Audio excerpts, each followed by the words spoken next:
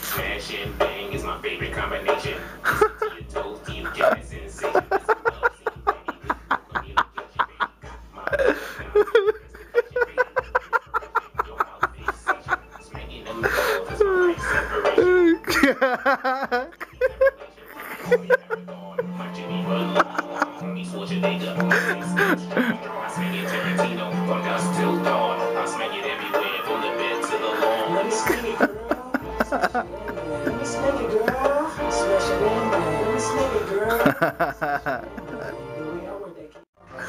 I'm gonna smack it, girl.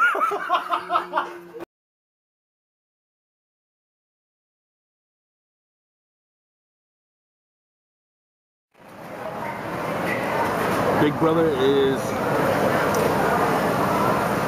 basically a product of the environment, man. I'm not a hood dude. I'm not a street dude at all. I don't claim any sets. I don't do shit. I haven't never come to sell any drugs. I mean, I have, but I'm honestly just a poor kid from the ghetto and shit, from the reservation, just trying to tell my own story and shit. I almost embodied what Big used to stand for and shit, just trying to get out and do my own thing, you know what I'm saying? I basically embodied the struggle, and everybody that has come from that, me and all my brothers and my cousins and shit, they can all relate to all the shit that I spit in my lyrics. And honestly, man, it's a good feeling to be able to put out all this music and shit and have people come up to you at the end of the day and to be like, man, that song that you made and shit about when you was fucking sleeping on a park bench and shit and you didn't have no money and you had to fucking use your school lunch so you could buy water for your family so you guys could wash your faces and shit. Like, man, that's real shit right there, bro. I love you for that. I appreciate you for that. That's realness. This is my little 8-track mixer right here. I fucking make all the top quality shit that everybody thinks that I make and shit is all done right here at my house and shit.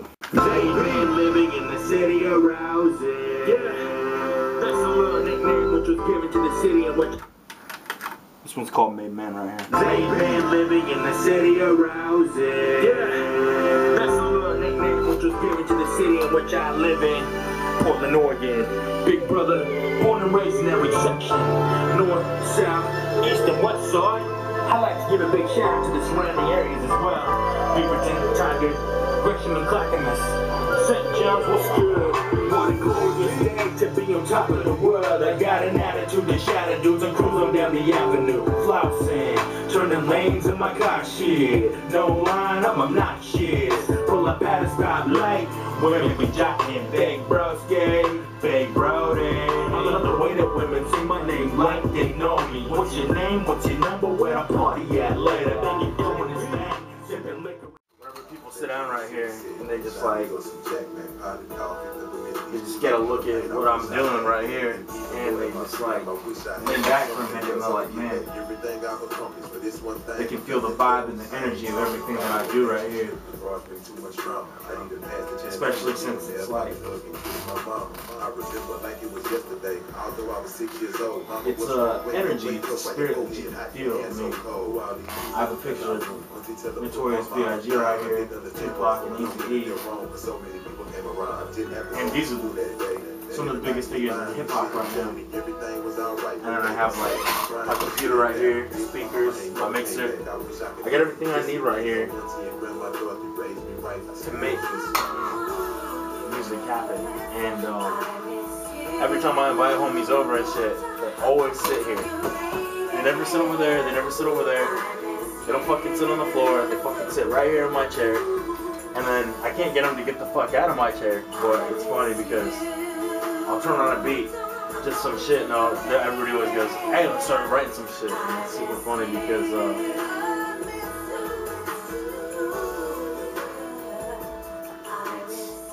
it's intoxicating. Out here on my 10 toes, like fuck the world, she an info. Roger that, 10-fold, money fresh like a Mentos. That's all I got.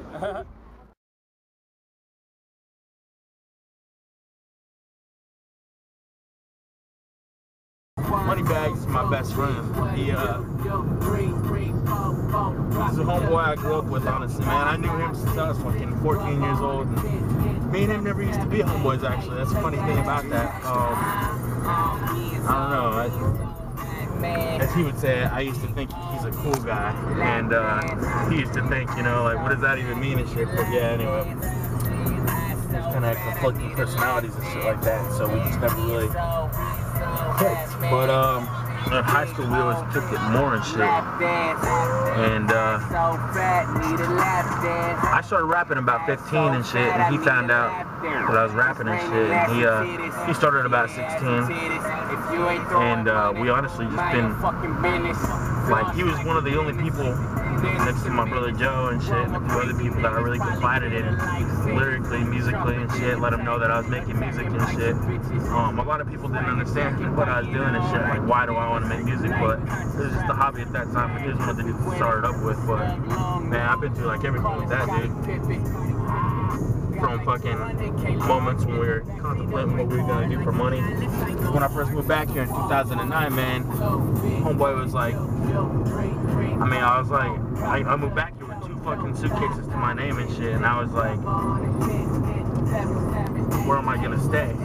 And Moneybags was like, bro, you can live with me if you want. And me and him, we shared a room in his basement and shit.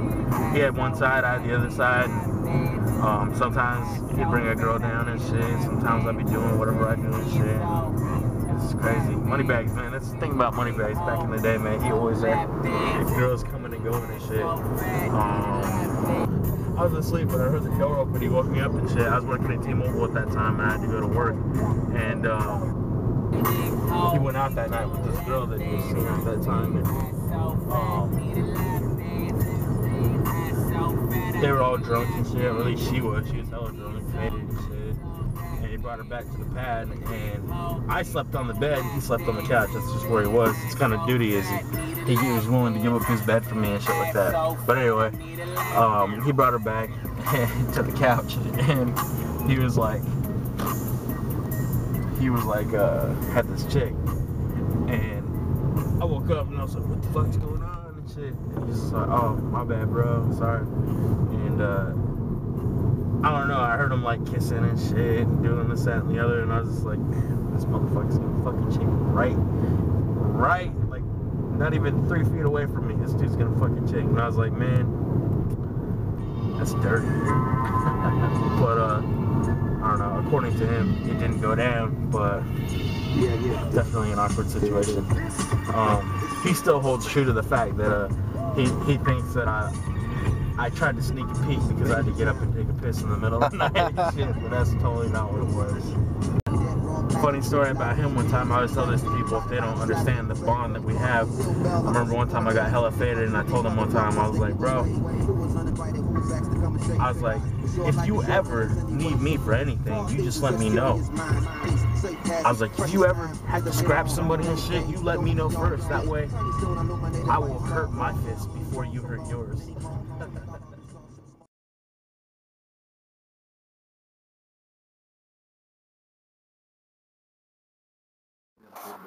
How do you say that again?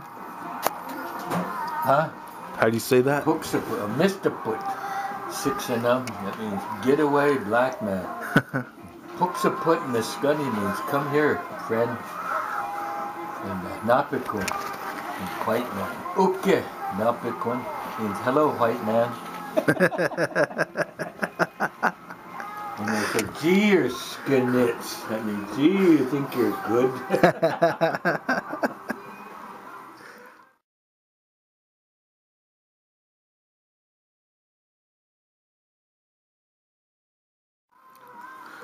Puksaput and a Scunny. Yeah, Puksaput means come here. Puksaput and a Scunny. And the Scunny means friend. How about this one? Oh, nah. Oh, Scunny.